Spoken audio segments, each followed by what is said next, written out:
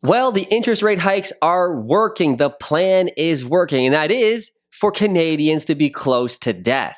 Well, not actual death, but financial death. Welcome to another episode of the Fruitful Report, where I talk economics, business, real estate with no edits, no music, just straight fucking facts. Let's get into it. So in the month of September, restaurant spending dropped 10% for the second consecutive month. Also in the last quarter, we had a negative GDP print, which by the way, if you get 2 quarters in a row of consecutive negative GDP growth, that is by definition a recession. And let's be real, everybody in Canada right now knows we are in a recession. I don't care what this next GDP report says, which is estimated to be at pretty much zero, even negative. Dude, we are in a recession, that is for sure. And it's being well documented by economists that Canadians' savings from the COVID pandemic stimmy package is running out. Canadians are running out of money, and it is only now being showed in the CPI data and all of the data that the government is getting. Because let's be real, as I always say on this channel, they are getting lagged data. I mean, the CPI report that just came out this week shows that inflation came down to 3.8, which is really, really cool and all. But they are still using lagged real estate data, which, by the way, in Canada, shelter, rental housing, and home ownership housing make up 60% of the CPI report, 60%. And it is still showing that real estate prices are kind of going up or staying flat. What? Where the fuck are you? Real estate prices are down quite a bit. Rent is going up because of the interest rate hikes and everything else that's going on. And let's be real, businesses and landlords pass on those extra costs, pass on those extra taxes to the customers. So it's not really helping the rental market. But for actual home ownership, prices are way down. But the CPI report is not reporting that. Now, I saw a top economist in Canada do his own model where if he put today's live data prices of real estate into that CPI report instead of the lag data showing like 8 months ago, because the CPI report is like literally 6 to 8 months behind, headline CPI is actually 1.8%. The fight of inflation is actually over if you use live data. Now, let's be real. You and me know that's not the truth. Inflation is way higher. I know eggs are like fucking $8 a carton. Okay, I know that. But the way that they do their data, if we just put live data of real estate into the CPI report, we're actually done with inflation. Lower those interest rates. It's time to come down. But are they doing that? No, because they're using lag data. Now, what that's going to do is just going to put so much more pain on Canadians, so much more pain on businesses, and eventually those businesses are going to go, fuck, I can't make any money here. I'm borrowing money at 10, 12% to do my private stuff. I can't afford these employees anymore. I'm going to start letting them go. You're going to see a lot more layoffs, which is already happening now. CIBC just laid off 3% of its global force. They just announced that. It's just going to start rolling down. But that's big businesses. Let's look at the little mom and pop shops. All the construction companies that I know from being a house flipper, I'm talking to all these contractors, everybody has like no work. It's getting insane. Now, what really separates Canada from the United States and why their economy is still actually doing really well and predicted to be a very, very soft landing, whereas Canada is going to be kind of a mild recession, is that their mortgages are true 30-year locked-in mortgage. That is the biggest difference between our economies. Real estate, like I said, is 60% of the CPI. So it's a lot of data, and we're such a debt-driven country in Canada, unlike the United States. We have such expensive real estate, and that Canadian dream of owning a home, like everybody wants to do it. So everybody has so much debt, and the banks are holding so much debt. And with real estate going down, the banks are going, ugh. We have a lot of mortgages that are underwater. These people owe more than the house is technically actually worth as of today.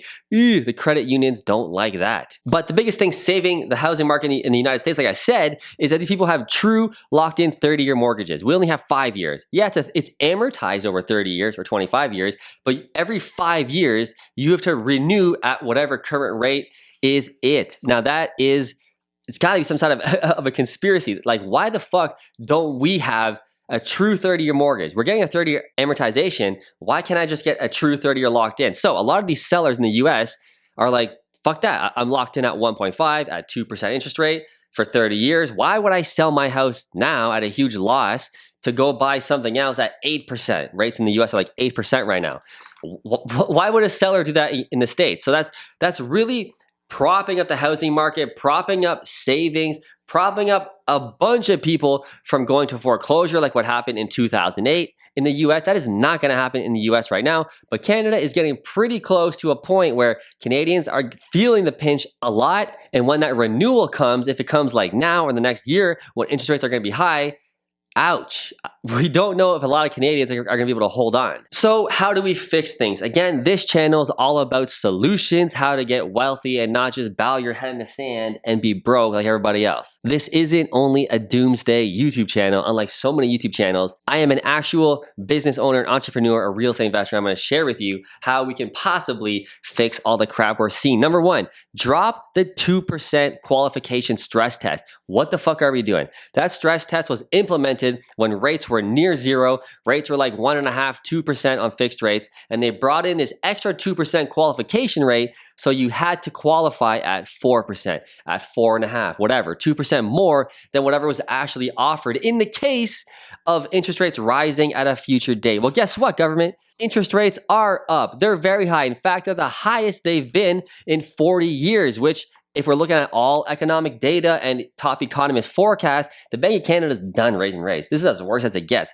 We're at the top. So why the fuck are we tacking on an extra 2% of qualifying on top of super expensive rates at 6%, which means you got to qualify in Canada at 8%, and on a $900,000 home, an $800,000 home, which is very average in Ontario, BC, etc.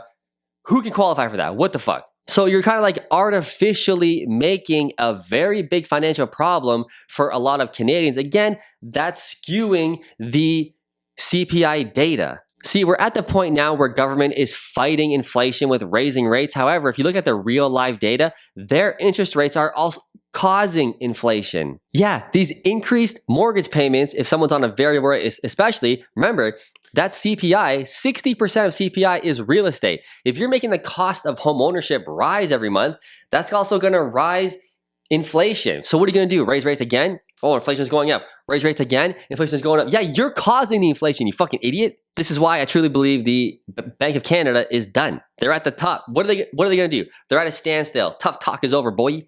You're done raising rates. Okay, we're seeing economic pain. We're definitely in a recession, which we'll find out in the next 2 quarters. But every Canadian you talk to, we're in a recession. And what's the government's role when we're in a recession? They've already admitted it. The playbook is already laid out. When we're in a recession, stimulate. Lower rates. That's what governments do in recession. They already said they're going to do that. They want to cause pain until the point we get to a recession. Hopefully not is what they're saying, but like, come on, let's be real. We're going to be in a recession, and then when we get to one and it's confirmed, which could be confirmed as early as January, February, interest rates go down. Anyway, first thing I would do if I was a policymaker would definitely be dropping that extra 2%. Because when someone renews their mortgage and they go to a different bank, they have to qualify at that stress test. So 6% interest rate plus 2%, 8%. That is fucking insane. So how do we protect ourselves from this kind of crap that's going on, which is always going to go on? Number one, you have to invest in quality assets like gold, like stocks, or my favorite, real estate. Why? Real estate is a physical asset. Everybody needs a home to live in. Everybody needs this roof over their head. Everybody needs a washroom. Everybody needs a home. Not everybody needs gold. Not everybody needs stocks. Not everybody needs crypto. Everybody needs real estate. So you should really educate yourself on how to buy more real estate. But Matt, the cost of real estate in Canada is so expensive. I didn't say Canada, dude. Look, I used to invest in Canada from 2012 to recently. I bought 150 properties all in Canada. I'm done. Doesn't make any sense. You don't have to buy properties in your backyard. If it makes sense, that's easier, obviously. But we're going down to the US, where capitalism is alive and well, where taxes are lower, where landlord-tenant rights are way better. So if you also want to learn how to invest in the US as a Canadian citizen, check out my free course below, Investing in the USA. I will teach you everything on how to buy in the US as a Canadian. And spoiler alert, it is actually very, very simple, way less complicated than I think you think it is. It is very easy, and the opportunity is just 10 times more. Check it out. So I will see you in the next fruitful report or in the next video.